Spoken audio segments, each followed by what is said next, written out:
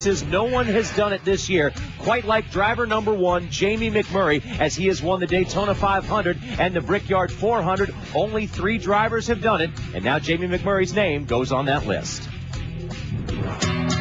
I mean, I just seem to be a lot more comfortable at EGR than my years at Roush. That was a tough place to fit into. It's such a big organization, and you know, they have so many great race car drivers over there that it's kind of hard to find your place. And I think coming back here, you know, they build really fast cars, and it's just it's a lot different environment. So, you know, I've gotten this great opportunity to come back to EGR and just trying to make the most of it. McMurray off turn 4 for the final time. You got it, man. We won.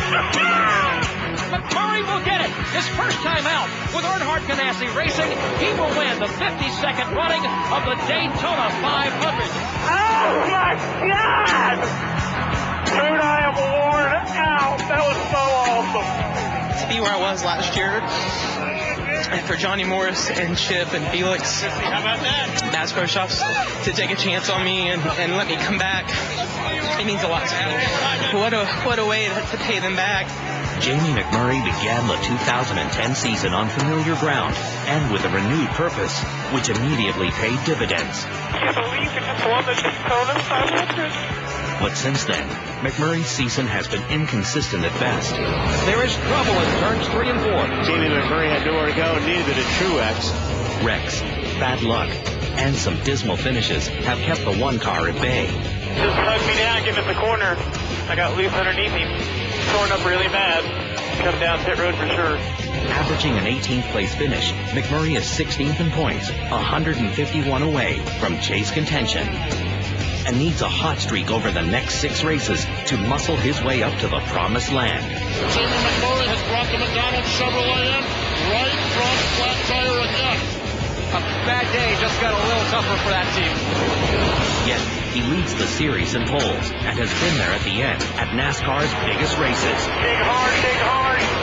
With second-place finishes at Talladega, the Southern 500 at Darlington, Nice race there, Bono. Great way to call it. Good job with the pits all day, guys. and the 600-mile marathon at Charlotte. I don't think that Chip Ganassi will be too disappointed with the effort of McMurray tonight. His car has run so well, led the race.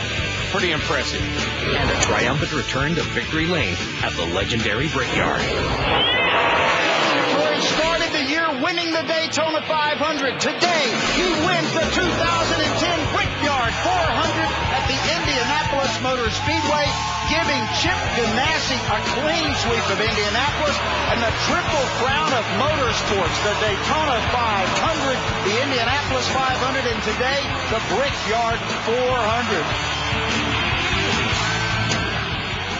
This time last season, a lot of people were wondering if Jamie McMurray was even going to have a ride in the Sprint Cup Series, but look at what he's done this season. 2 wins, 3 poles, 7 top 10 finishes, a lot of laps led, but the 2 most important laps he led were the final lap of the Daytona 500 and the Brickyard 400. Let's go back to Wendy Venturini. Thank you, Johnny, the 3rd driver to win the Daytona 500 and the Brickyard 400. Very cool, Jamie. I know you've had a busy week because you went straight into testing on Monday. Have you had any time? I asked the same question to Bono, your crew chief. Any time to kind of revel in the moment and celebrate it all? A little bit. After we tested at Road Atlanta on Monday, Bono and I actually stopped by a little restaurant on the way to our house and hung out and had a beer, and it was fun to have all the people come up to the restaurant, in there and congratulate us. So maybe a little bit, but I think that for me, the celebration is obviously in victory lane, and then I think it's looking back like after the season's over and everything, and just, I don't know, spending time with your family at Thanksgiving or Christmas and talking to them. I think that's when it'll really be exciting. All right, here we are. We're 6 races to this chase cutoff. Take a deep sigh. I just saw you do that. What are your chances for this chase? Because this puts you 16th in points, 151 out. I haven't really paid attention this week to points, and I worked really hard if I got on the internet and there was something about points not to read that and to not even really pay attention to how many points out I am or who I am racing. This has been a really tough track for us, and I thought qualifying went really well. in race trim, our car, we could either make it pretty quick and drive really bad, or they made it really comfortable and it didn't seem to have the speed. So I told them I wanted to be comfortable today, and I thought that would pay off as the tires wore out. So this is the weekend for us to get through. I feel like the other races we should be fine. All right, well, ignore the numbers I just gave you. Pay no attention to them. So when the race gets underway finally with this weather today, what are you expecting when the green flag drops?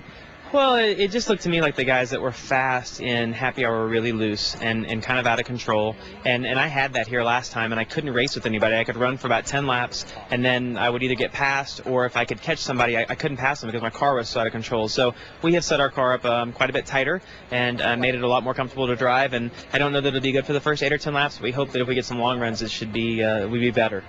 Well, good luck to you, and it's the same thing I heard from a lot of drivers in practice. So you're right on cue. Jamie McMurray hoping to make it 2 weeks in a row here at Pocono.